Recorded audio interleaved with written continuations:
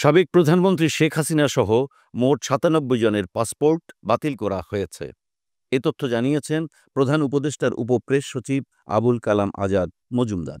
মঙ্গলবার রাজধানীর foreign service একাডেমিতে আয়োজিত সংবাদ সম্মেলনে তিনি এ তথ্য জানান। আজাদ মজুমদার বলেন, পাসপোর্ট বাতিল হওয়া ব্যক্তিদের মধ্যে ২২ জন গুম ও হত্যার সঙ্গে জড়িত এবং ৭৫ জন বিভিন্ন অপরাধে অভিযুক্ত। এর মধ্যে শেখ হাসিনা জুলাই হত্যাকাণ্ডে অভিযুক্ত। শেখ হাসিনার পাসপোর্ট বাতিলের বিষয়ে ভারত সরকারকে জানানো হয়েছে কিনা এমন প্রশ্নে তিনি বলেন, ভারত সরকার এ বিষয়ে অবগত এবং তাকে একটি ট্রাভেল ডকুমেন্ট ইস্যু করেছে। যাদের পাসপোর্ট বাতিল করা হয়েছে তাদের তালিকা প্রকাশ করা সম্ভব নয়। পাসপোর্ট পাওয়া সহজ করতে সরকার বিভিন্ন উদ্যোগ নিচ্ছে বলেও তিনি জানান। পাসপোর্ট অফিসকে দালালমুক্ত করার প্রচেষ্টা চলছে। পুলিশ ভেরিফিকেশন বাতিলের বিষয়ে তিনি বলেন, এর উদ্দেশ্য বাংলাদেশি নাগরিকদের সঠিকভাবে যাচাই করা।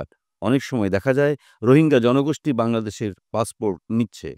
জাতীয় নিরাপত্তা নিশ্চিত করতে এই যাচাই প্রক্রিয়া গুরুত্বপূর্ণ, তবে কিছু ক্ষেত্রে এটি সমস্যার সৃষ্টি করছে।